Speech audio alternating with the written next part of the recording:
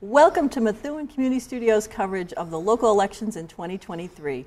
As part of our service to the citizens of Methuen, we hosted nonpartisan forums with candidates in contested races and offered all of them the opportunity to share a 5-minute video about themselves via our distribution system. Tonight, we have a group of staff and some volunteers who are out getting the numbers direct from the polling places, so we hope to have accurate results quickly. We hope you took the opportunity to make your voice heard.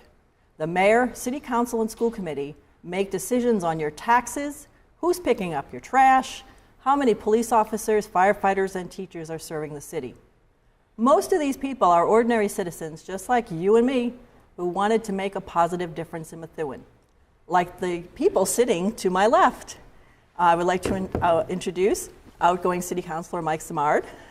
Good evening. Thank you for having me, Karen. I really appreciate being here, and I really appreciate MCS and what they've done for Methuen. And Nancy Reardon, who is a commissioner on the Housing Authority. Thank you for having me. Glad to be here. So Nancy, we're going to start with you. Why did you decide to run for our Housing Authority again? So, well, 2 years ago, Nancy Marco was running unopposed. Love her. She's a wonderful woman. She was running unopposed, and I wanted to just throw my hat in just to see what I could do, and I was elected. Thank you to everyone that voted for me. So I wanted to run again, just to continue what we've done on the housing board, and to, just do the best that I can to the best of my ability. So a lot of people may not know what the Housing Authority does here in the city. What are some of the things that you are in charge of, like, deciding for residents who live in the houses? So we have a bunch of different developments in the city. Jade Street, I hope I don't forget one. Okay, if you don't Excuse me. have them all. Jade Street, Lowell Boulevard. We have the JFK housing, and of course Mystic Street. And then we have a couple of individual, and 101 Broadway, of course. And we, make sure we have the funds to keep these buildings going. And we're doing some renovation projects at the JFK housing projects, making sure the staff, is, that we're well staffed in the Housing Authority. And there's a lot of little things that go on, yeah. So these are the things that maybe make residents' lives safe and better. And better, hopefully, and I hope. And, just maintain, and the maintenance staff is working around the clock, 24/7. And we have a great maintenance staff, and, making sure everything's up to code, that, even so much as a light bulb getting changed is, detrimental to some of these elderly residents who live in the housing. So, yeah, it's very important stuff. Yeah. Mike, did you work much? I'm sorry, changing a light bulb doesn't seem like it's a big deal, but it is to someone who is elderly and, needs it. So. Right, for safety's sake. Oh, of course. You don't want to be walking down a dark hallway or into a dark room. Right. Yeah, and our big thing this year was the Methuen Housing was one of the last housing authorities in the state who still allowed smoking on the premises. So we, this year, voted to no smoking in any of the housing projects, so housing, units, so they have to go off the premises now. Oh, wow. So that's a change for some folks. A big change. But then again, they were smoking in their homes, and which, some of them are, they're homebound, housebound, and they don't get out, but all the smoke that's in the house, it implants into everything. It's in everything. You can't get it so out once it's healthier in there. for them, and we offered them, quit smoking programs and things like that. Okay. So you tried to help. Hopefully, yeah. I hope it helps. Did the council and the Housing Authority have any connection? Like, what do they do together? Only when they came to us recently for money, but other than that, not much. No, we didn't. Nope, no. It is not a direct connection. They're more independent. Yeah, we're Correct. state-run. You're a state-run. We're a state agency. So, Yes, right. yes. Okay, so Yeah. that's the thing. You're a state representing the state of Massachusetts here in Correct. Methuen, and the council, of course, is representing residents of the city. I mean, the trash concern, we had trash issues. Yes. So not issues, but, that was part of, we were with the city on that. So we're waiting to get dumpsters for our units. So. State housing is well-run, Yeah. usually in every municipality, so Yeah, we have Methuen's no different. We have a great director, Anne Marie. She's wonderful. She's very That woman, if she could work 24/7, she would. Really. Wow. It's good to have someone Yeah. who cares for the She's people that really, live here. really top notch. Is there anything else you'd like to share about, maybe you would encourage somebody else to run for one of these positions? Oh, absolutely. I mean, there's the Nevins, the Housing Authority, of course, the Vogue. Other than the council seats that Mike sits on now, I mean, it's up to people like our residents to get out and vote and to join these seats. If you're going to complain, here's my thing. If you're going to complain, do something to make that change. If you want something changed, go out and run for a seat. I mean, the school committee had, 3 write-ins this year? Yeah, I agree. I feel the same Yeah, they way. were short. A lot of keyboard warriors who don't want to get out even Mike, vote. thank you. They just want to sit there at the Keyboard computer. warriors, I like that Yeah. term. Yeah, so it's frustrating, but try not to feed into They it. complain about the city council, yet they sit back and don't say anything. They complain about the school committee, sit back and let seats run empty. Right. You know what I mean? I don't Yeah, mean run no, empty, it but makes perfect sense. so that's why if they didn't have those writing candidates, would there be a quorum when they vote on something? If they only had 3 running? I mean, seriously. Yeah, you're right. Great question. Even the boards in Methuen, the zoning boards, whatever other boards there are. Right.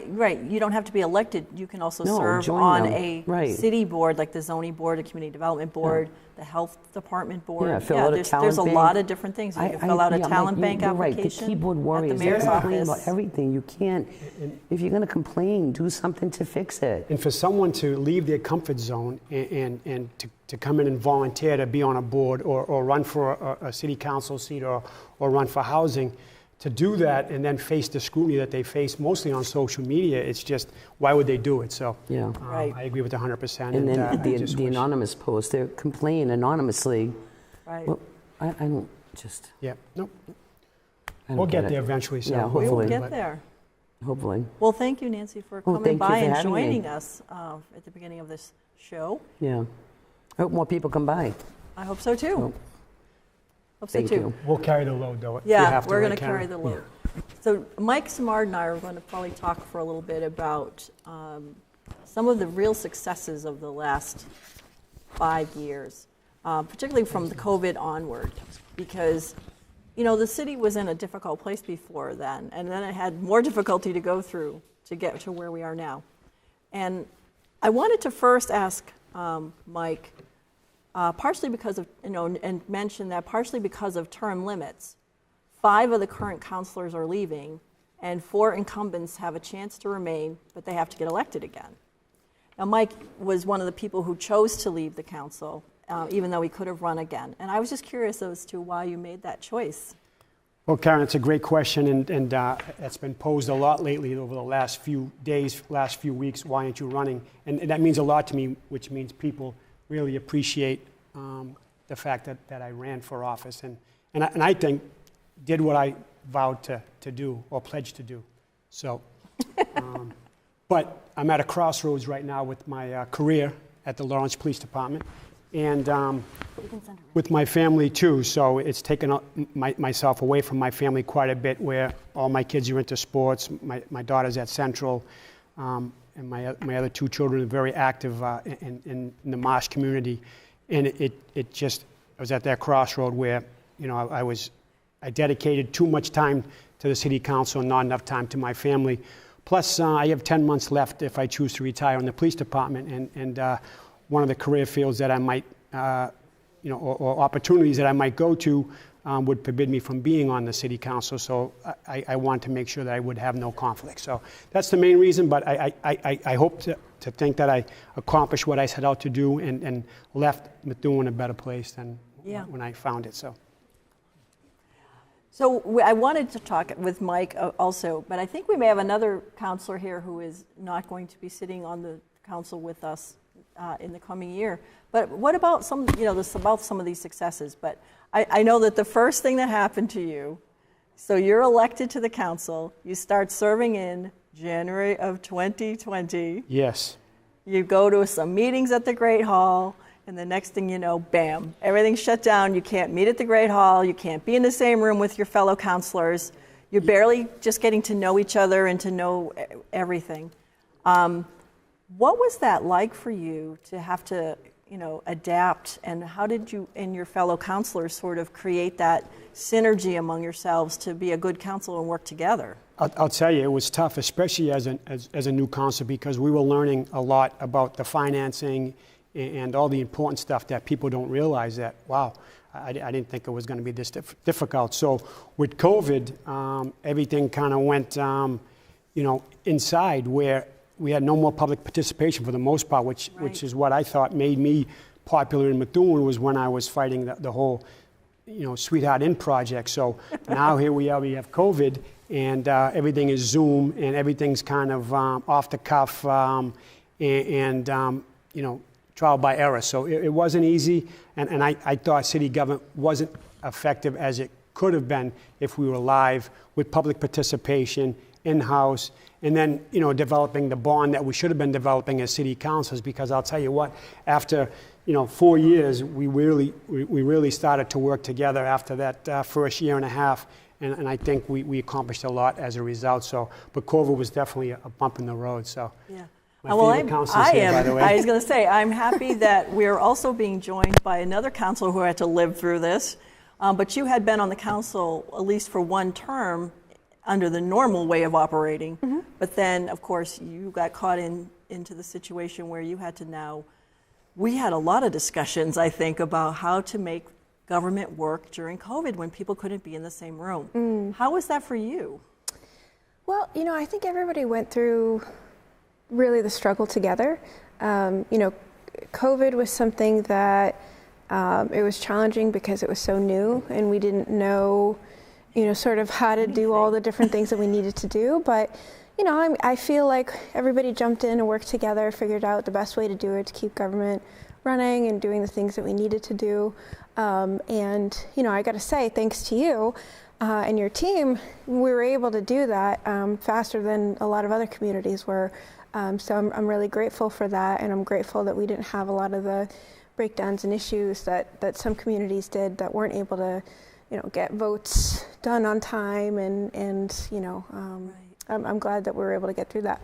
And if I can say, Karen, too, is, I had the benefit of sitting next to Jess for 4 years, and I learned quite a bit from her, and she kind of made me feel kind of inferior because of how prepared she was, and I would often see her notes, and let me tell you something, this council right here is probably the most prepared councilor that you're ever going to meet.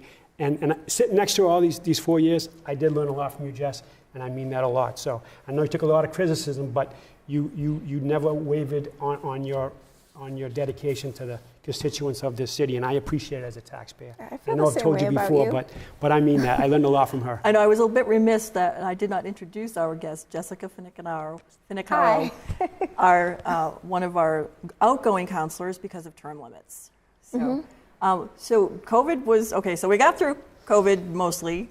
We kind of got back to some things, but there was some other things that had happened that had to be addressed, right? So, our finances were a huge, huge issue for, mm-hmm. that had to be tackled, right? Because, we had to take out a $4 million loan from the state of Massachusetts, and there were conditions attached to the loan, including the hiring of the CAFO, which was probably one of the best things that could have happened to the city, having a real financial officer who was really, dedicated to fixing this problem. Mm-hmm. And then, of course, oversight by a state official.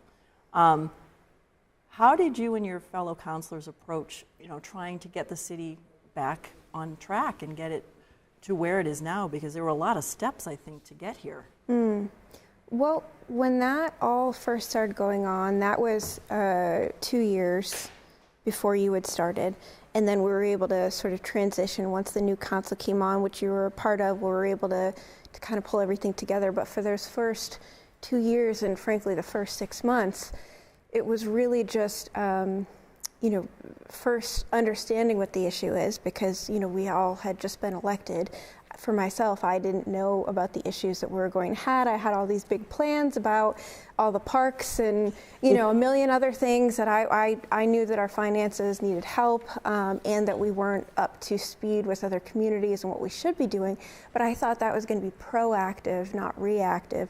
And then we came in and we were told, oh, by the way, the school overspent $4 million.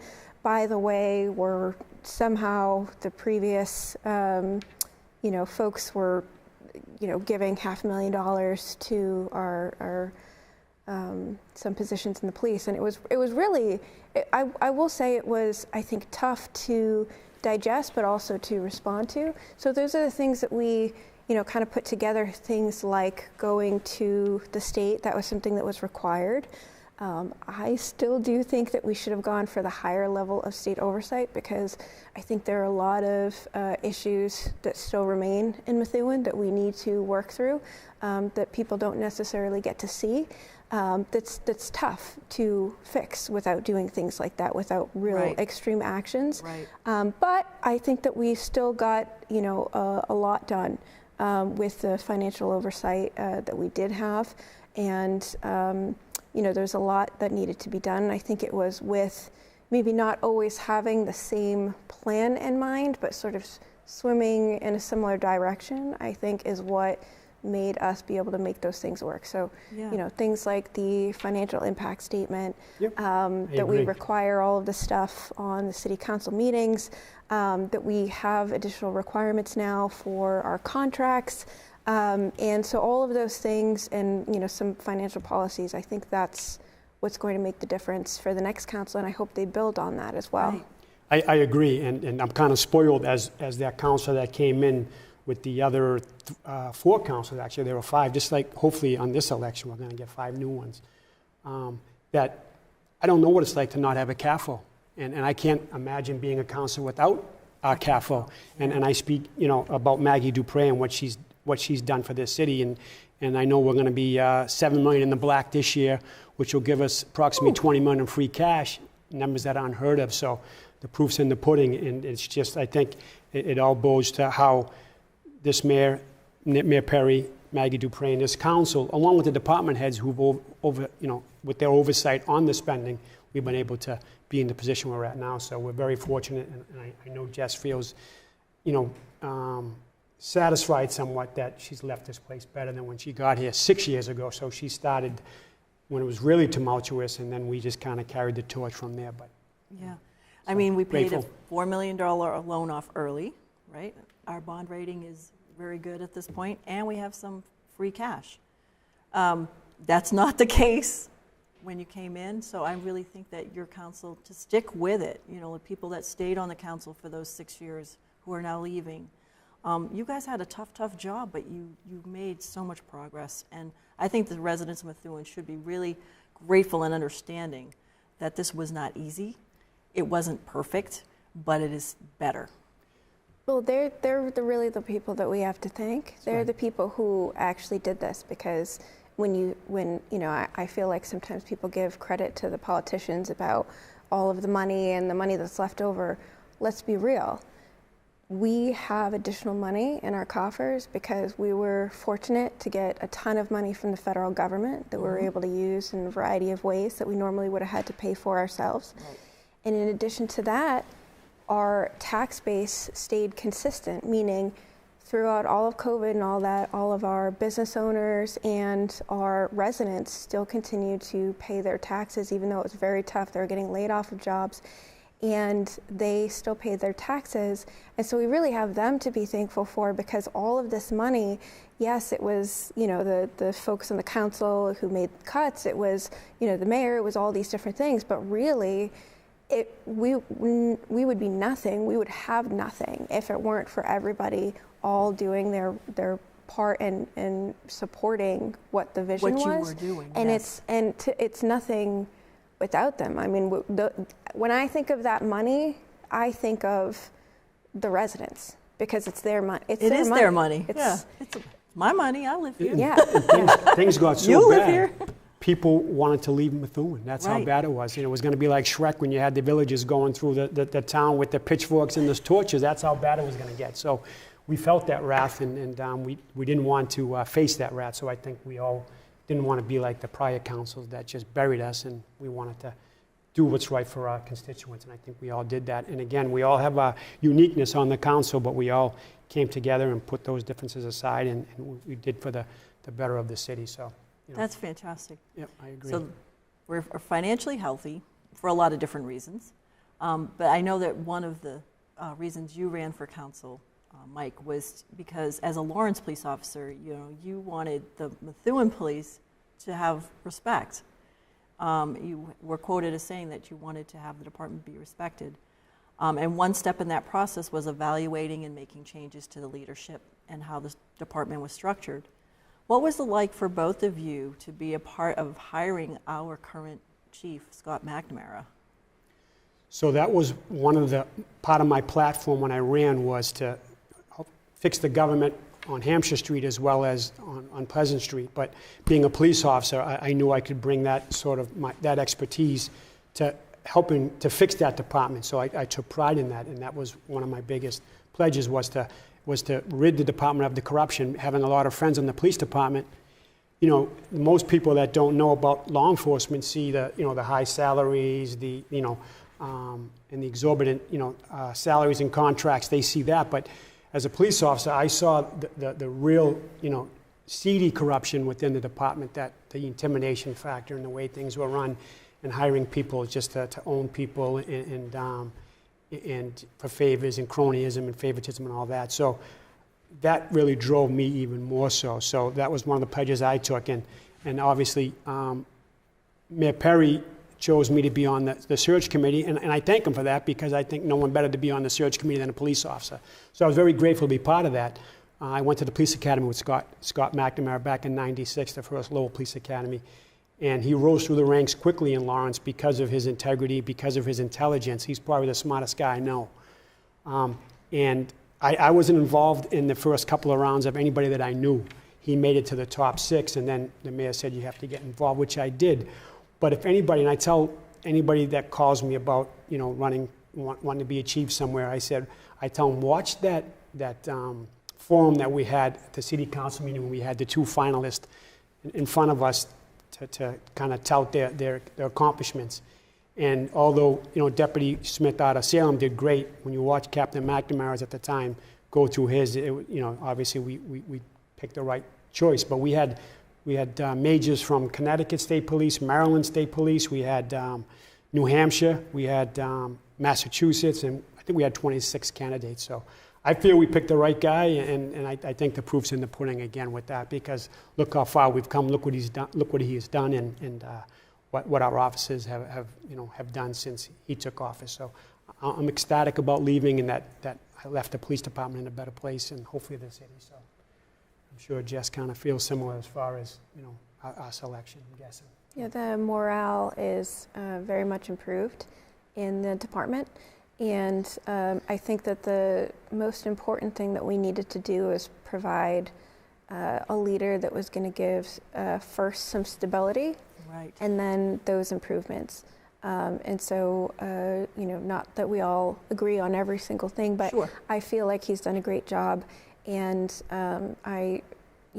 just in looking at the changes that have happened in that department, and from the folks who reach out directly and talk about it all the time, I think they feel like their whole department is headed in the right direction. They feel like they can go and give their concerns. Right. When you have so many different issues with a department, just hiring one new person isn't going to resolve everything, right? So it's going to take some time to do all the rest of the things that we need to do. But what happened really was a huge, basically the department lost the trust of the residents in such a large, sweeping, and heartbreaking way, and with a variety of many issues. Absolutely true. And it's so unusual because there's already a lot of pain between what was going on nationally for police departments. So for me to see all of this happening in Methuen, it was really sad. It made you angry and sad. Yeah. And so I think that all of the changes that we've been working on, the city council and the mayor have also invested in additional officers as Right. well. And so, I see things moving in an improved direction, and I think we're still more positive things will be on their way. Karen, if I can add one more thing, is I give Chief McNamara all the credit, and he deserves a lot of the credit, but he'll agree with me when I tell you that our police department was a great police department before he got there.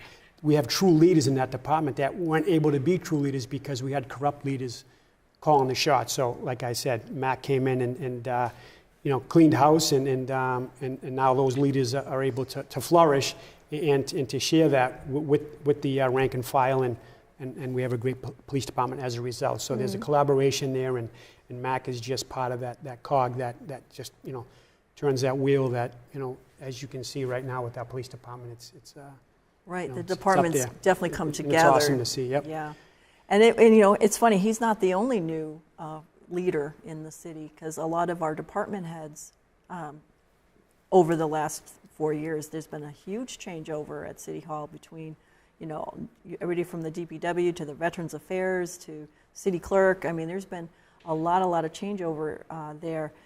And it must have been interesting for you, especially as a new counselor, coming in, and then, part of that process is learning who to go to for what if a constituent brings a problem to you, right? And now all of a sudden there's all these new people, and you can't even meet them face to face. What was that like for you to kind of try to develop those relationships and get things done for constituents? Well, it was tough for me at first, because being a police officer in Lawrence at the time for 25 years, when there's an issue on the street, it has to get done right away, whether there's a tree down, whether there's trash that was thrown on a major road.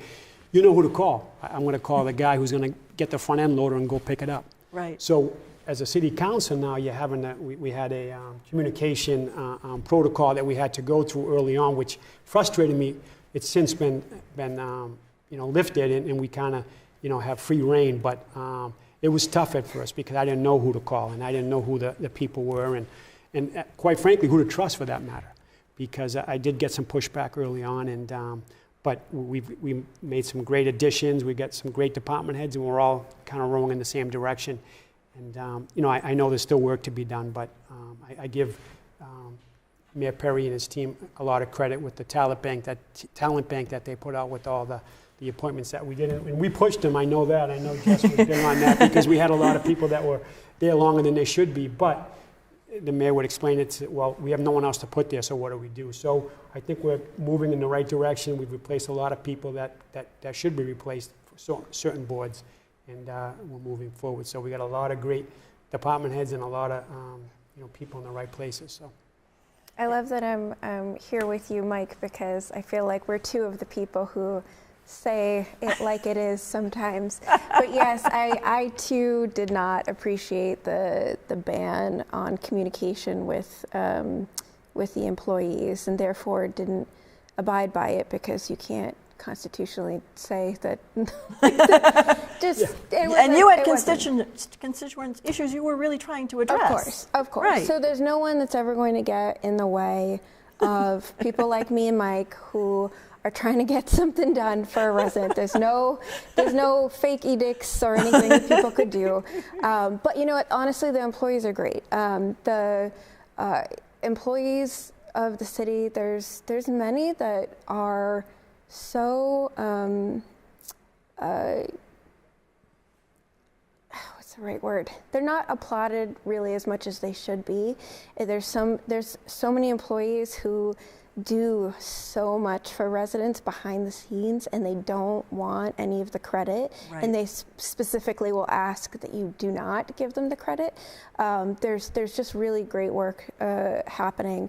And so, it's a combination of the department heads, but also, a lot of employees that frankly, sometimes are underappreciated as far as what people know about. But once you start getting into things and you see how things are working and who's doing what, you see that there's quite a lot being done by a lot more people than people realize. It's so true. It seems like the police and firefighters are always getting applauded and appreciated, and, right. and the ones that are underappreciated the most are usually the hardest working, like DPW. Probably the DPW, right? Yeah, so, and she's been, I've been an advocate, but she's been a staunch advocate of DPW getting them a new facility. And I hope that comes to fruition eventually, because they do, and I hope that we can eventually you know, their work is commensurate with, their pay is commensurate with the work they do. So I'm hoping, you know, we retain more personnel in DPW as a result. So that's what I'm hoping for. Well, part of that, obviously, we were just touching on the future a little bit. So as Jess had mentioned, you know, we got money from the federal government through the American Rescue Plan. And we decided as a city, and I was really, really interested in the process that you as the council and the mayor went through with the department heads to make decisions regarding how we were going to spend that money. Can you talk a little bit about what that was like for you to say, okay, we can maybe finally take care of some of those big issues that we've kind of been letting go for a while? Yeah, it was both a relief and a terror, because there's the list of the things that we wanted to do was so many miles longer than the money that we had from the ARPA funding. So yeah, I mean, I think at one point, one of the lists that we had that they went out, you know, to the auditors to just see what was allowed. I mean, that had, I don't know, what, 3 to 10? I don't know how many times the amount of money that we actually had, because we just wanted to see, you know, what would be covered, what was allowable with the U.S. Treasury guidelines. That's right. And so, you know, we ended up sort of tallying what each counselor felt was the best things out of that list. So we all had different opinions. You know, at least for me, I know some things that I really wanted on there didn't make it, and other things that were lower down my list did make it. But a lot of the things that I really, really wanted to happen, that really need to happen, those did happen. What was your experience? Yeah, I agree, Jess, 100%. And I really enjoyed the workshop that we had on the ARPA spending. And it seemed like we went from, you know, our favorites then to our favorites of the favorites to kind of get down to under the $47 million that we had to spend, which has to be earmarked by the December of next year. So I guess we're on our way. But I think pickleball court was maybe high on everybody's list, but I thought there were more important things. But I think we're getting the pickleball court finally. So. Maybe we just wanted to do that and we just decided to take a little free cash and may put in a pickleball court, right? It's a new trend.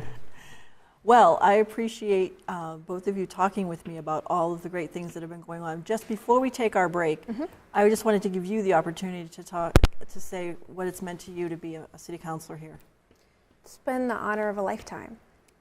It has been about 10 years of public service to the city of Methuen in an elected capacity, 2 terms on the Greater Lawrence Technical School Committee, and 3 terms as a city councilor.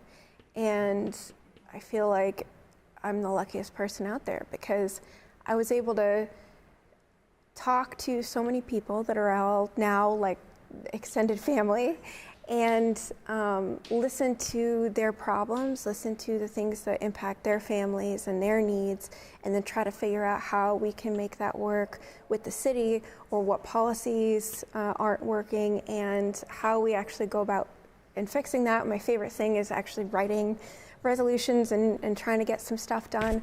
I could do without the politician side of things. To this day, I'm grateful. I feel like I hope the process has let me not be a politician through all of this. You know, and yeah, and, you know, but doing things really, it wasn't always necessarily easy, but doing things sort of the right way, and also without compromising values. That's been really important to me. So I'm really grateful that the residents supported that, and you know, that we've been able to work together and do so much. I'm still here. I'm not going anywhere. Right. If anybody needs anything, you can still feel free to call me. I'd be happy to help with anything that I can help with. And if I can't do it, and there's something that I just can't do because I'm not a counselor anymore, like, I'll find the right people to ask. And you know, I'm not done helping Methuen, but I'm really grateful to everyone that's, you know, supported me along the way. Even the people who've given me grief, in a way, I'm more grateful to them, because I felt like they made me try harder and refocus as I went. And this is the best city in the world. Aww. And everybody has been really great, and I feel like I've gained thousands of family members, and Aw. it's been nice. It's been an honor of a lifetime. Well, on that note, we're going to take a short break, kind of recap some of the things we were just talking about, and hopefully get some numbers ready for you. I want to thank Jessica Finicaro very much for coming by and talking with us about, the last 6 years of her time with us as a city councilor. And Mike's going to stay here for a bit with me, so we'll be back right after you get to check out more about what's been going on in the city of Methuen. What to expect when you're expecting a teenager. Today we're talking about how to wake up your teen, and this works literally every time.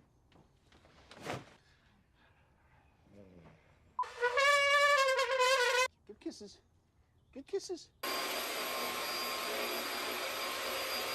You heard how loud I heard. It wasn't you. Yeah. It was the... Is that bacon? You don't have to know it all to be a perfect parent.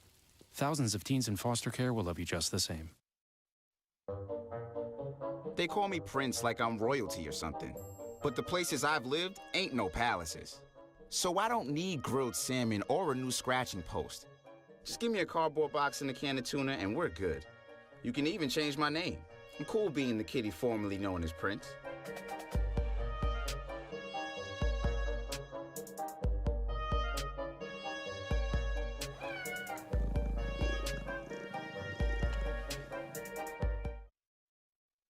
Patriotism.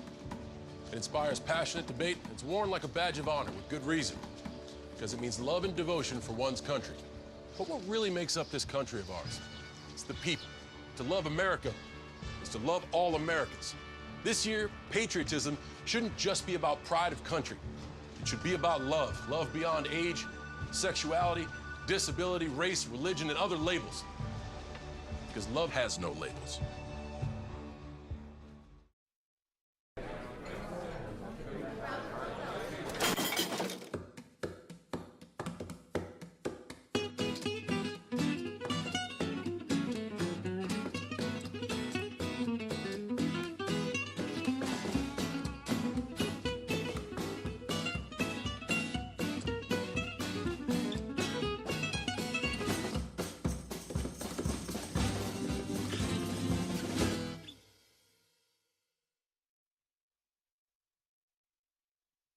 Back to our election night coverage here in the city of Methuen.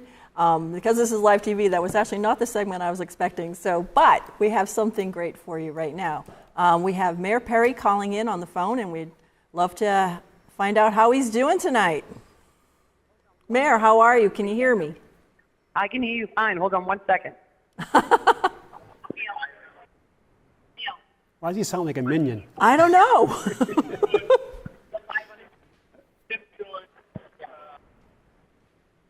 Hello? Hello. How are you tonight, Mayor Perry? Hi, Mayor. I'm doing very well, thank you. So what's it been like for you to run for mayor again without maybe the COVID restrictions? Yeah, well, so it's been interesting, Karen. First of all, I want to give a shout out to Matthew Wick, who did a terrific job, and I applaud him coming out, or anybody coming out for that matter. I think between the two of us, we ran campaigns that didn't get down into the sewer, which is what I hate to see when elections happen. So he seems like a fine young man, and I want to commend him for how he ran a good campaign. But I'm sitting here and I'm very emotional because I'm grateful for the opportunity for 2 more years. The trust the people of the city have put in me, as you can tell, it's very loud here. This is I've said it before, this is a labor of love for me. So I want to finish up strong in the next few years, and then put us in position going forward that we're ready for our tricentennial. We've addressed a lot of our major issues. With our financial one now, we've addressed. I think the people see to me, the results tonight show that the people see the progress moving forward, right? And so I'm very happy about that. So long-winded answer, sorry. Yeah, we see that you currently have a lead in the race tonight, and looks like you're well on your way to serving another term with us. What are some of your goals going forward for this term? So first and foremost, I think one of the things I could. So we spent most of the first 3+ years focusing on resetting the financials. And I don't want to over-talk that. I want to put that aside. So I think we've accomplished that, right? We got the news today that our free cash for FY 2023 will be almost $7 million for the good, which will put us at the $20 million free cash mark. And that's great because it allows us a little, I hate to use I've eaten analogy, but after you've had your Thanksgiving dinner, you can loosen the pants up and, do a little bit more damage. Well, so for us, as a city, we've accomplished two main objectives. One, we can borrow cheaper than we could before because we've improved the bond rating, and I expect that to go up again. Right. Two, I think the bond analysts see our good financial practices and our 5-year capital plan as soundproof, because we're not carrying as much debt as we need to as a city. And we're doing that intentionally because, we know someplace in the 2 to 3 year horizon is that DPW structure.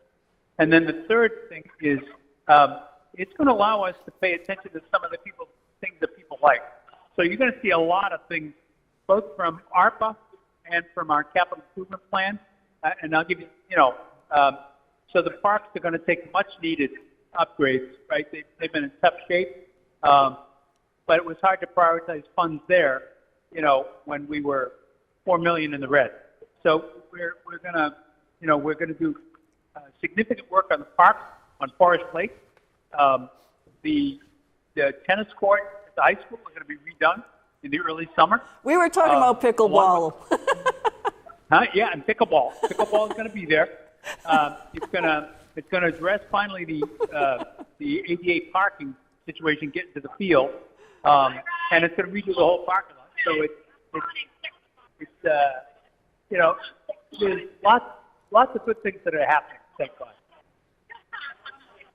Well, we want to thank you, Mayor Perry, for joining us on the show tonight. And like I said, we have about 30% of the precincts reporting. Did you want to put the slide up, or were we not ready yet for that?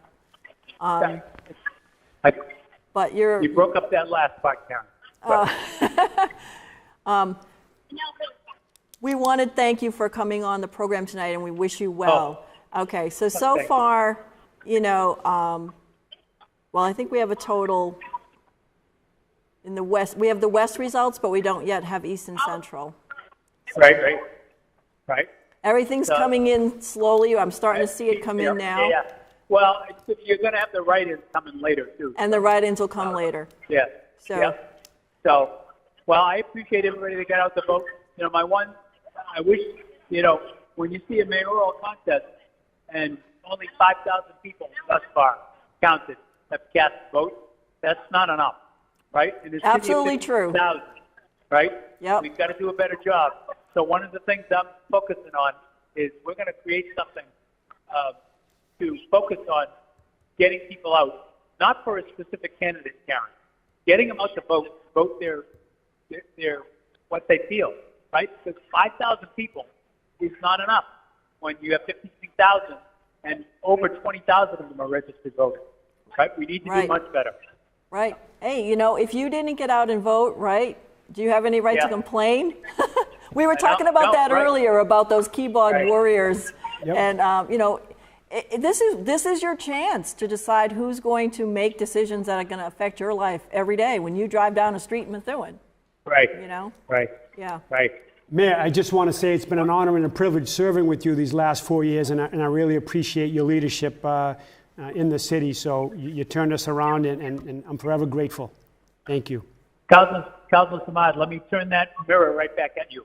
It's been my honor, right, to stand there right by you and do the things that we did that many people found unpopular, that are the right things. And in the end, when this is all said and done, the people of this city are going to realize how much people like you, Councilor, have done for them. So my thanks to you. This has been a joy working with you. I mean that. Thank you. I feel the same way. Thank you, Mayor. Now I gotta talk to your wife and let you run again. Yeah, we're going to let you go, Mayor, and congratulations. All right. Thank you all. Appreciate Good night. it. Take care. Bye-bye. Good luck. Well, that was nice to hear from the mayor. Yeah, he's a great speaker, isn't he? He really is a great speaker. So. Well, you know, I mean, think about, too, when he came in just like you, right? It was 2020. We start doing some stuff, and then bam, all of a sudden we can't even be in the same room with each other. And trying to run a city that way, when you're just learning how to run a city, I think he did an amazing job. I mean, I'm speaking personally. I'm not speaking for Methuen Community Studios at this point, but, you know, I thought that, you know, he did an amazing job keeping the city running, finding the sources for the funding and applying for the things that we needed to do to help our citizens get through this. We needed a business manager, and we got one, not a politician. So, and that's what I've called him since day one as a city manager, and I wish we'd go to that eventually, but I thank him for what he's done. Maybe someday. Yeah, maybe. But the city's big. I mean, you know, I guess there's some tradition, right, in terms of electing a mayor that maybe, you know, people like. Maybe they like to have change. I don't know. But I guess you could do it either way. And that's something certainly we could debate another night, whether or not we should have a city manager or a mayor. But right now we have a mayor. And we were lucky that 2 people, you know, decided to run for that position. You know, the incumbent Mayor Perry and his young challenger, Matthew Wicks, who was, I think, you know, an impressive young man. We had him here for the forum, and he explained some of his background and how he was in the military and where he learned, you know, how organization and discipline. And I think, you know, it would be great to see him get more involved in city politics, maybe come and run for council next time, or, you know, or whatever else he feels he would be best suited for. I agree. I give him a lot of credit. I met him at one of the fundraisers, and I was very impressed, very smart, Air Force veteran like myself. And I'm like, wow, I would hope he would start maybe on the council and learn the trade before he goes right for the big office. But he did, and I give him a lot of credit. It takes a lot of courage. It takes a lot of credit. It Yeah, does. you got to be brave to do does. that. And obviously, the Air Force taught him how to be brave. Probably. No doubt. So I don't think we've seen the last of Matthew Wicks if he loses tonight. So you know, you hope that more young people also will continue to get involved in the politics of the city. I mean, I think it was great over the last few years that we got some younger people to run for council, you know, and who brought different perspectives and energy and the ideas. But it was also nice to have some more mature councilors, shall we say. Yep. You want a nice, I think, mix representing the city's residents. I agree. That's what democracy is all about. So. Okay.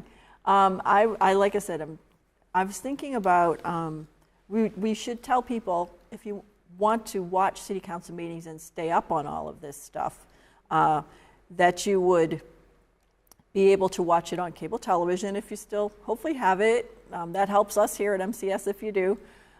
It's on Comcast on Channel 8, on Verizon Fios on Channel 32.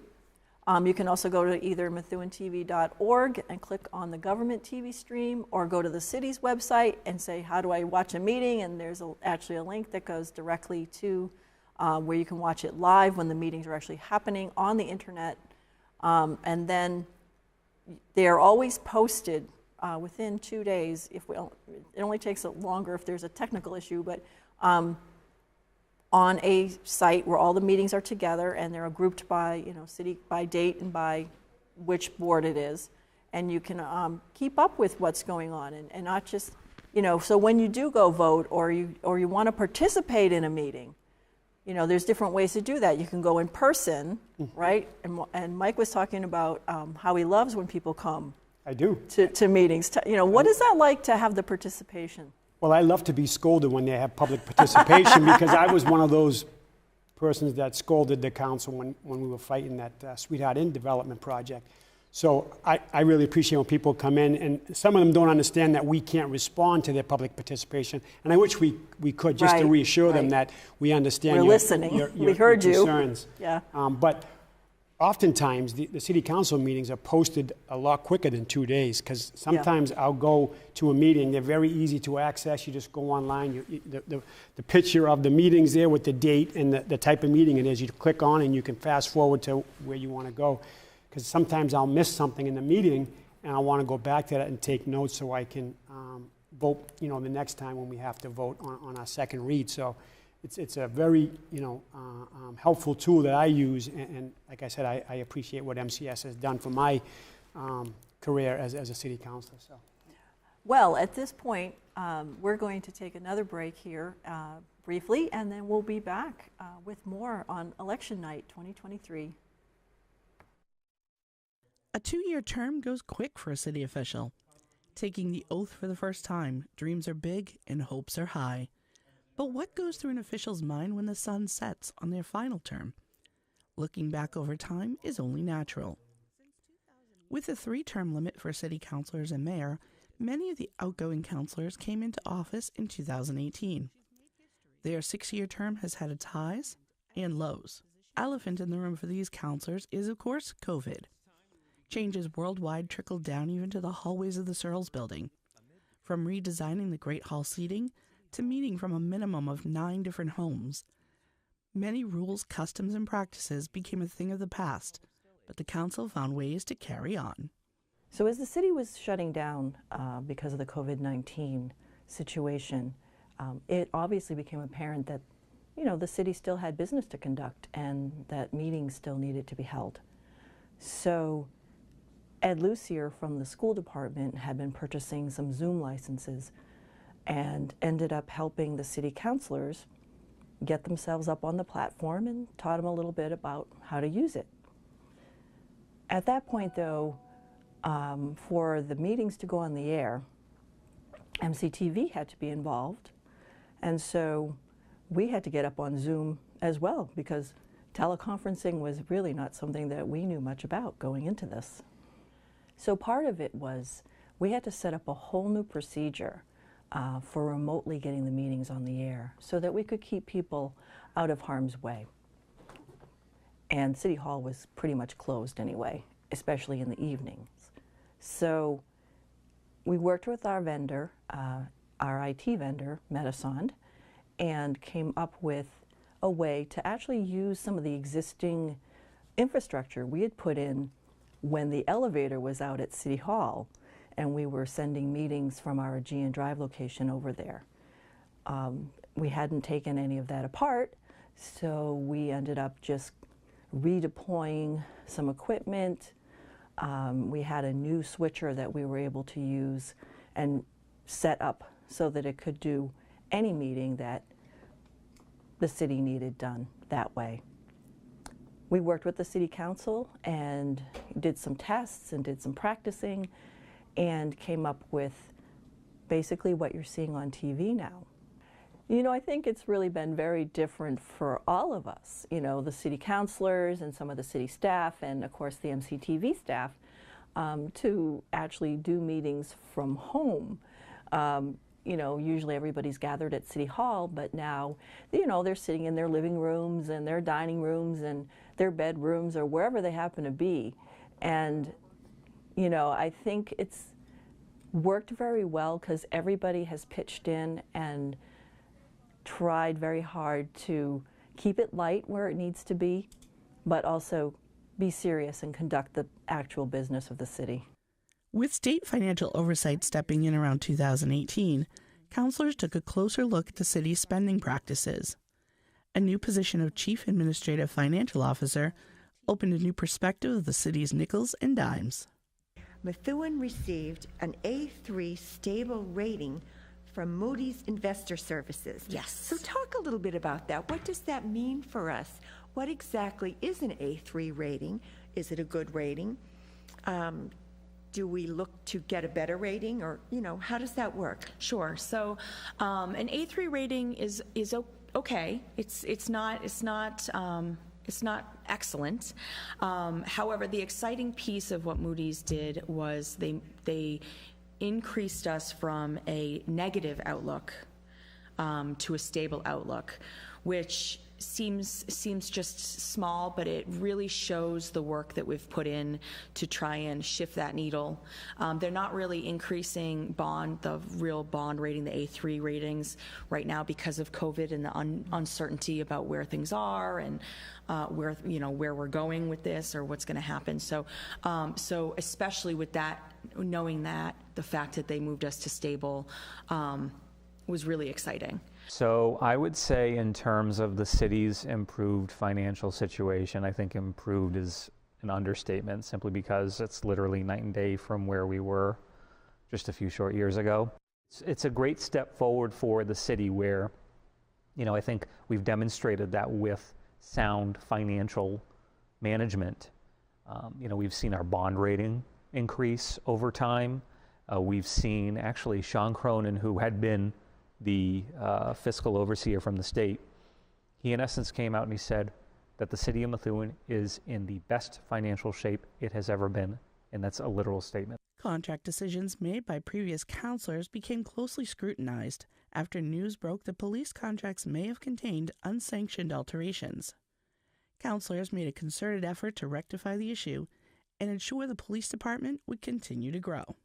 The mayor posted the job for the chief, and he created a search committee. And the search committee, under the direction of the mayor, they set how they were going to question, how they were going to go about the entire search. The only input the council has had so far is that we put one of our members, Councilor Samad, on that committee. I, Scott McNamara, do solemnly swear that I will support the Constitution of the United States, that I will support the Constitution of the United States, the Constitution of the Commonwealth of Massachusetts, the Constitution of the Commonwealth of Massachusetts, and the Charter and ordinances of the City of Methuen, and the Charter and ordinances of the City of Methuen, that I will, to the best of my ability, faithfully perform the duties as Chief of Police for the City of Methuen, during my continuance therein, and if you choose, so help me God. Congratulations. Thank you. The mayor and city councilors work hand in hand with the varied department heads throughout the city. The past few years have shown a change of familiar faces in the hallowed halls of the Searles Building. Methuen Now reporter Caroline Russo brought us a look at just a few of these changes during the 2021 Methuen Now Year in Review. While the elected officials remained the same, 2020 and 2021 saw a multitude of changes to the faces in the Searles Building. Longtime city assessor Michelle Mastrangelo lost her courageous battle to cancer in March of 2021. Her absence was felt by all those who knew her. Suzanne Doherty has now taken the helm of the assessor's office. After several changes over the past few years, Felix Zemmel was named to the position of Inspectional Services Director. The guiding force behind much of Methuen's response to a global pandemic, public health nurse Amy Ewing left her 20-year position after ensuring the city's plans were well underway towards a healthier future. Longtime registered nurse Nancy Zabo has taken the position and made it her own, with views towards encouraging better health practices for all city residents. Tom Hargraves had made a name for himself in the Veterans Services Department for his hard work with the Cemetery Flag Replacement Program, as well as the flags flown along Broadway during patriotic holidays. Following his official retirement, Tom stayed in the position for several months, assisting local veterans until a replacement could be found. West Point Academy graduate and 9-year Army veteran Paul Jensen was named to the lead position of the Veterans Services Department, where he has already begun a campaign to make veterans feel welcome and at home in the VSO office. Following 20 years of leading the office, Economic and Community Development Director Bill Buckley resigned to pursue a job in the private sector. The opening was filled by City Clerk Jack Wilson, who had been named under Mayor James Jajuga. Wilson's transition has left Assistant Clerk Ann Druin in the position of Acting City Clerk, while a search is underway for the permanent replacement. With the retirement of longtime Police Chief Joe Solomon, several temporary replacements held the title, while a search committee sought to find a person to be named to the position permanently. In October, Lawrence Police Captain Scott McNamara took the helm and was sworn into the role. Longtime Recreation Director Bill Paré stepped off the field after decades of leading programs for youth and families throughout the city. Stoneham Director of Recreation Stephen Angelo returned to his hometown to fill the position. Since stepping into the position, he has expanded the offerings of the department and has offered new opportunities for all ages. After 32 years of helping Methuen seniors, Corrine LaCharity Johnson has retired from the Executive Director position of the Methuen Senior Activity Center. Rounding out the changes at City Hall, City Solicitor Richard DiAgostino tendered his notice in September 2020, announcing he would not seek reappointment to his position come December when his contract was due. Reading attorney Kenneth Rossetti was named to the position and has been working to help Methuen uphold the laws and rules necessary for a city of our size. These are the higher profile changes made in City Hall this past year. While other employees may have come and gone, none of them are unnecessary, and all of their work is important to keeping our city running. The incoming councilors will have a myriad of projects coming at them in 2024. As a resident and taxpayer, you can keep up with these project proposals and progress through the city's website, and of course, by tuning in to the bi-weekly city council meetings. And we're back with more election night coverage. And guess what? We have some results for you. We're still a little bit behind on some of the central district, but we are going to be showing you what we have so far. In the race for mayor, Neil Perry has 2,282 votes to Matthew Wick's 861, and that's with about 66 precincts of the reporting, and of course, these are uncertified results. Looking at the councilor at large race, right now, DJ Beauregard is topping the ticket with 2,288 votes. Nicholas DeZoglio with 2,022, very good year. Jana Zani Pesh, 1,478. And Francisco Cirillo with 1,107. We'll have to see if those results change as the evening goes forward and we get a few more things in. Looking at the East District, Nelly Soto right now is topping the ticket with 833 votes. Ron Marsan is holding the second spot, which means the top two would be serving as East District councilors. He has 695 votes.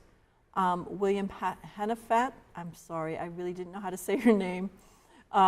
604 votes, and a gentleman who stepped forward. This is 100% of the votes for East District councilor. So. And then Ruby Purohit for 256. So congratulations to Neely Soto and Ron Marsan, who will be serving the East District as their councilors. The Central District, we are, I think, still working on, right? So let's go to the West District. There were only two candidates for the two slots. Allison Safi, who, like Mike, had come in 2020, decided to run for her last term, and she has 884 votes, and a newcomer, Patricia Valley, 963. So we congratulate both of them. They will be the West District councilors. For school committee, so right now we know that there are 6 seats available on the school committee. There were only 5 official candidates. So all 5 of these candidates will be serving on the school committee. And the top vote getter at this point is Ryan Robert DeZoglio with 1,728. Lori Keegan, 1,562. Luann Alana Santos, who has been serving as the vice chair, will be returning, and she has 1,631. Dan Shabilia, who ran for mayor at one point, has decided to take his talents to the school committee, and he has 1446 votes, and Kristen Maxwell with 1476. There are 2 write-in candidates, I believe Ken Willett and Alexandra Winnett. Their names were so familiar. I was so similar, I was really getting stuck on that. But there are 2 write-in candidates. Only one of them will be moving forward and serving on the school committee. We will not know those results until probably tomorrow. The city clerk's office will have to go through all of the ballots and pull off those write-in names and see which one of those candidates, took the most votes. On the Greater Lawrence Technical High School Committee, there are 2 seats. There was only one official candidate, and that is Mr. Thomas Hayden, returning there with 2264 in votes. And they're right in there as well. We will have to find out who the second representative for Methuen to the Greater Lawrence Technical High School Committee will be when the city clerk has the chance to go through all of those ballots. Earlier tonight, we had a chance to sit with Housing Authority candidate Nancy Reardon, who received 2136 of the votes, so a big vote of confidence for Nancy, and her partner, Nancy, in being commissioners on the Housing Authority, Nancy Marcoux with 1983. And then, as we learned tonight, it was actually Nancy Marcoux who convinced Nancy Reardon to run for Housing Authority. So congratulations to both of them for returning to continue the work that they've been doing on the Housing Authority. The Nevins Memorial Library trustees, very important, the library, right? The library in our community is a top-notch library. It really is a hidden gem that I wish more people would use, and I'm sure they feel the same way, but it's a hidden gem. So. And part of the setup for the way the library is put together is that there are trustees. And we, as citizens, get to elect 2 of those people, 2 of those trustees. And the people that ran last time and ran again this time will be returning. Mary Beth Donovan Grassi with 2186, and Christine Too-Much Conway with 2101 votes. These ladies both stepped up when other folks had stepped down and have taken over those seats as library trustees. We thank them again for running for public office. So I'm just checking Central District. We now have some results. Yay. If you guys are ready with those. Okay. So the Central District, actually the district I live in. So Joel Ferretra will be returning to the council as one of the incumbents with 606 votes. Joyce Campignon will be returning to the council after an absence. Welcome back, Joyce. Welcome back, Joyce, with 464 votes. She certainly brings a lot of experience to the table. And we had 2 other challengers who are on the ticket. Sharon Birchall, she got 380 votes, and Derek Jones with 296. And so Joel and Joyce will be representing the Central District. This is fantastic. So I think we have an updated number from Mayor. So we'll go back to that. So Neil, with 100% of the votes in, of course, uncertified results, Neil P. Perry will be serving his last term as mayor with 3,117 votes to Matthew Wicks's 1,194. And we want to congratulate both of them. So you can see that Mayor Perry carried all of the districts, was particularly strong in the East and the West. And finally, we should go back to Councilor at Large, if those have been updated with the Central District numbers. So yes, congratulations to the top vote getter tonight, DJ Borga Jr. with 2970, Nicholas DeZoglio with 2619, and the third person who will be serving as a Councilor at Large, Jana Zani Pesh with 1974, and Francisco Cirillo with 1419. And, oh, this is great, timing. So when we come back on, we have a special guest, in fact, related to this very, very slide that we are just showing you now. Welcome. Always surprised, Karen. No, Always because surprised. he's a fantastic guy, and I knew he would come by if he could. So congratulations, DJ Borga Jr. Thank you. For getting another term Yes. on our city council as a counselor at large. So tell us a little bit about how it feels to be a counselor here in Methuen and know the progress that's been made in the last 4 years. Sure. Well, of course, to run for office and to be able to win elective office, it's an honor and it's a privilege and it's a sacred trust that I believe that the people of our community place in the folks that they select to represent them as their voice at City Hall. So in terms of the progress that's been made, literally I'd say it's night and day from when the city council and our current mayor took office back in 2020 and today. But the thing about it is that there is still so much work to do. And that's why I'm thrilled to have the chance to return to the city council in Methuen. I'm very grateful to the people who voted today, and thank you to all the folks who cast their vote for me. I am very grateful, and I intend to do you proud. So I think that's the long and short of it. Now, you did serve as chair of the council at one point. What was that experience like? Well, there's actually an earlier part of that story, and I'm going to blame this guy. So my very first night as a councilor, it was your first night too, very first meeting, and the first two people who were nominated to serve as the vice chair of the council declined the nomination, and then this guy comes in, nominates me, and I'm like, well, this is my very first meeting, my very first time being an elected official, and I was suddenly placed into a position of leadership, which was a tremendous honor and a great learning experience, especially for someone who is brand new. But then being able to lead the council, it was a great opportunity to work hand in hand with the mayor and advance some key initiatives that have really helped to move the city forward. And I'd say that I wish the next chair, whoever it may be, it's something, I guess in my mind, been there, done that, got that T-shirt. So I wish whoever else is in leadership well, but we'll see. It's a great opportunity to be in a position to lead. And a lot of work. Yeah, a lot of work.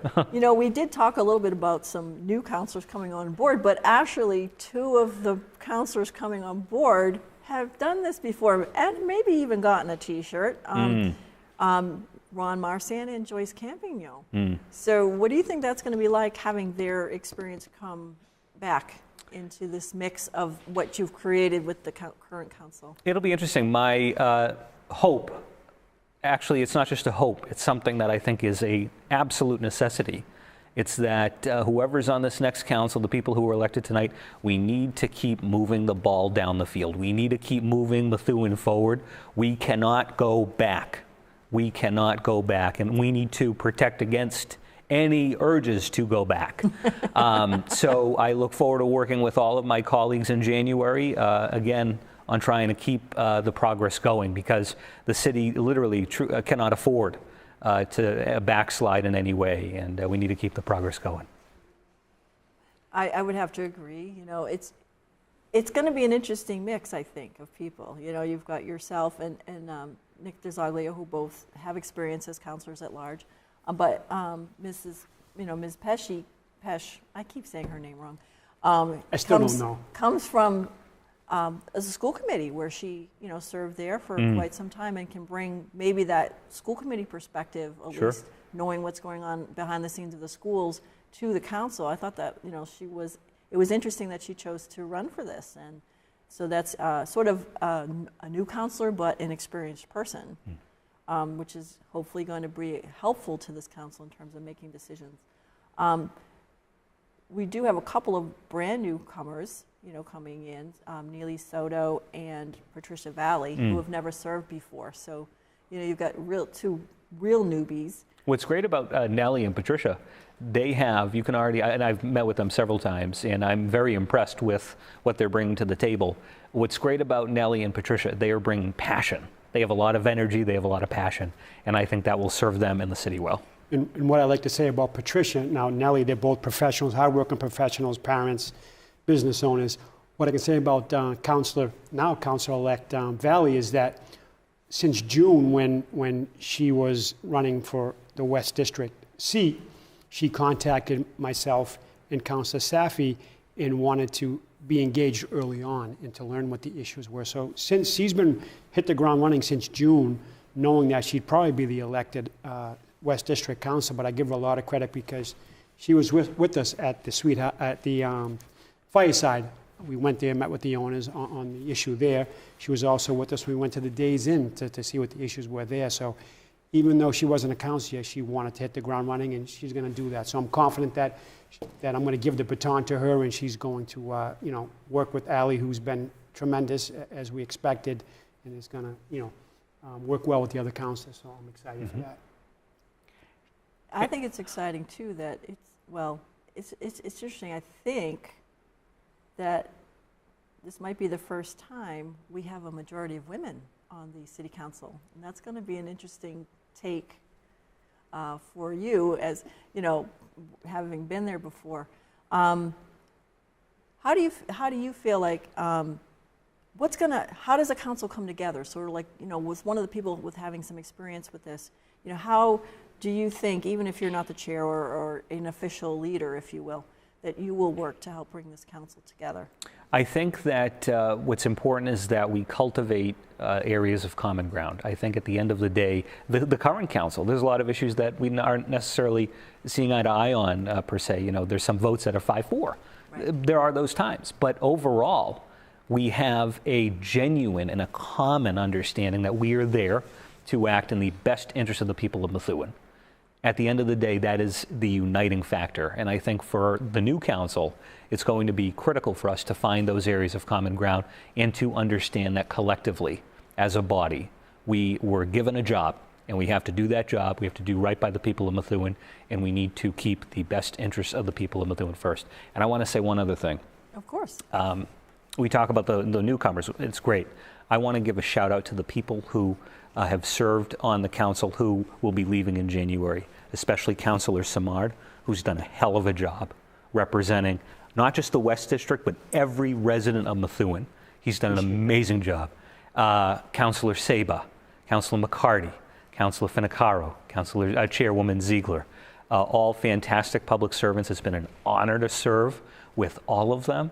I'm going to miss them. And I think that they are leaving behind a real legacy of public service that they ought to be proud of. And I think the people of Methuen, they're proud of them too. And those are some of the leaders that we learn from, because I know for a fact when I first got on that you kind of just sit there and you're an observer for a few months because you're not sure when to raise your hand, you're not sure when to to deliberate what have you, but you learn and you learn fast. But given DJ's age, he's one of the youngest on the council with 9 of us. He was still one of the leaders at a young age, so I see big things for him in the future. So it was a pleasure serving with DJ, and as you can see, he's a great speaker, very articulate, and I met both his parents. He was raised the right way, so it's important. Thank you. I mean that. Yeah. You're the man. I'm old school. It means a lot. I'm old school. It means a lot. So what do you think are going to be some of the key things you're going to want to start on with the new council in January? Well, I think there are several things that are already moving that we're going to need to really see through, and especially the mayor's historic ARPA investments. All these projects, long overdue improvements that we're about to make, historic investments in our infrastructure, our schools, our recreational spaces, water and sewer infrastructure. It's all critical stuff, needs to get done. And it's something that a lot of these projects, you wouldn't really recognize that there are issues until there are issues. And so in taking these funds and proactively investing them in these improvements is something that we're going to see through. We're talking about taking a closer look at our school department and several other departments as well. We've made a commitment really, I think, collectively to continue to go through department by department, and just ensure that we're following best practices and delivering the best results possible for the people of Methuen. I think at the end of the day, what's wonderful about Mayor Perry, and I hope this is something that I bring to the council too, this idea that government should be running like a business. We need to be delivering results for people. We need to be making operations more efficient. So I think these are the things that we'll prioritize in the next 2 years and beyond. Is there anything you feel like you left undone? Myself? Yes. Just the ARPA spending. You know, we do have a lot of money left. Most of it's earmarked, but not all of it.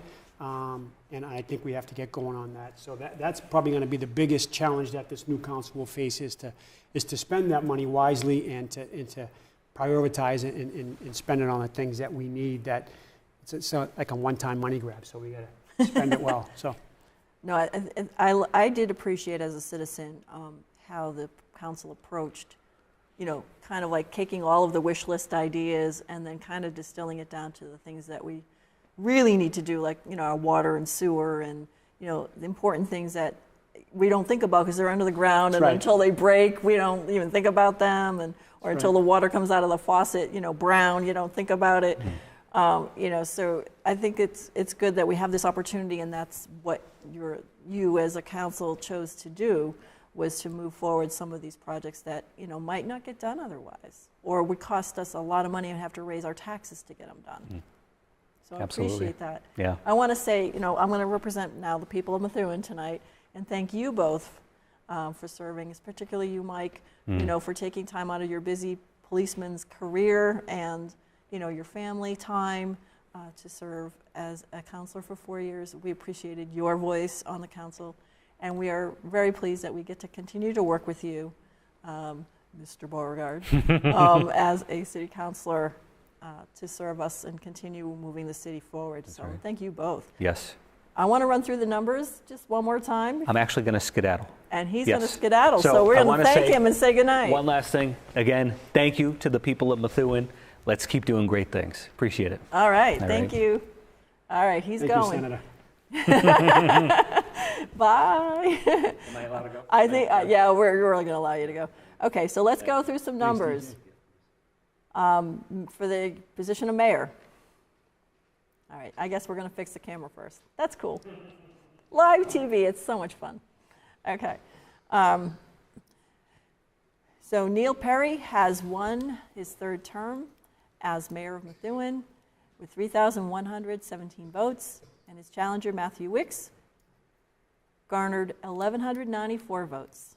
And we appreciated Matthew for taking the time to run for mayor of this city. Looking at the councilor at large, so you can see thank you. So as the councilor who just left us, DJ Borga Jr. was the top vote getter with 2,970. His incumbent fellow councilor, Nicholas DeZoglio, came in second with 2,619. And the third position will be filled by Jana Zani Pesh with 1974.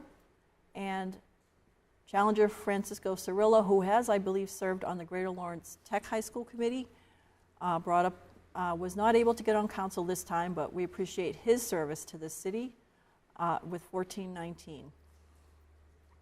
Looking at the East District, who were electing 2 new people because their current councilors, Eunice Ziegler and Steve Saba, had termed out. So we now have Nellie Soto and with 833, and Ronald Marsan, excuse me, returning to the council with 695. The challengers, William Hannafant with 604 and Ruby Purohit with 256, have not made it to the council. We appreciate them running for the office. The Central District will be represented by incumbent Joel Ferretra, who got 606 votes, and returning to the council, Joyce Campignon with 464 votes.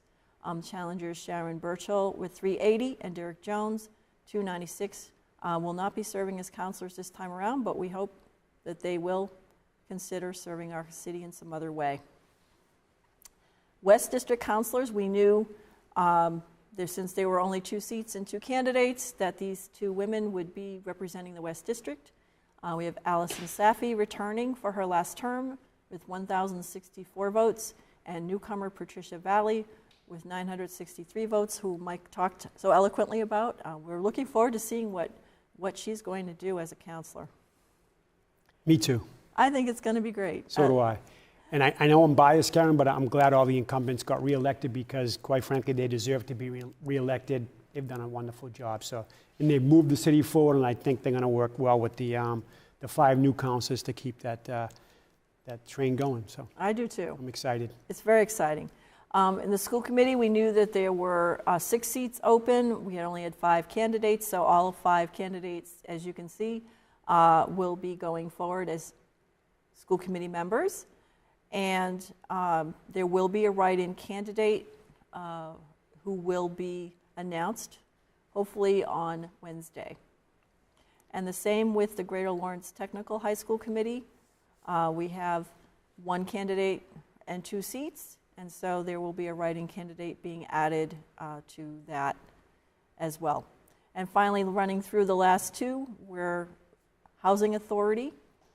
The 2 Nancys are both returning to serve the residents of the Housing Authority. Nancy Marcoux with 1983 and Nancy Reardon with 2136. And also both returning as library trustees, candidates Mary Beth Donovan Grassi with 2186 and Christine Tuma Conway with 2101. We do appreciate them and all the people who run for public office. And I've just been so privileged to sit here tonight with Mike Smart. This has been so much fun for me, and I hope it's been fun for him, because it's a great chance to sort of sum up, what you did and what it was like for you to be a counselor and to sit here with Jess and talk for a while, and with DJ and talk for a while, and just kind of reflect a little. So what were your final thoughts? So first of all, Karen, it's an honor to be sitting here next to you and your staff, because a lot of people don't see the work that goes into public television, government television, and oftentimes we got 4 or 5 hour meetings, and your technicians are there, and putting the meetings on. So, and then all the Zoom, and then you had live meetings with some people on Zoom. So there were a lot of challenges. So I give you a lot of credit. But I just want to tell people that my political career started right at the podium during public participation. So that's where I kind of gained some momentum, where people said, hey, you need to run, and I just want to make a difference, and I feel like I have, and I'm grateful for that chance to serve Methuen. It's a great city. I've been here 26 years now. I've raised my family here, and I don't plan on leaving anytime soon. So. Well, we hope you don't. We hope we still see you around. And maybe back. You never know. I would love to do some more programs with you. Anytime. So at this point, I think we're going to say it's a wrap. So I want to thank all of our staff, and especially our volunteers who endeavored really hard tonight to get results out to you, and Mike, who also helped wrangle some of our guests who came in to sit with us tonight and talk about what's really the good things that have been going on in the city that we hope will continue moving forward as we go into 2024, believe it or not. So for everybody here, I want to thank you. And also, as Mike just said, his public career started as a person, a concerned citizen, just standing at a mic talking about, hey, this is something that's going on and this is something we need to address. If you feel that way about anything, A, go to a city council meeting and speak your mind, and B, consider running for a public position. So either whether it's an elected position like city council or an appointed position, the mayor's office has a talent bank application. There's lots of boards that need people. Find a way to serve your community and address those concerns that are on your mind. So for Mike and myself and everybody here, good night and have a good rest of the year.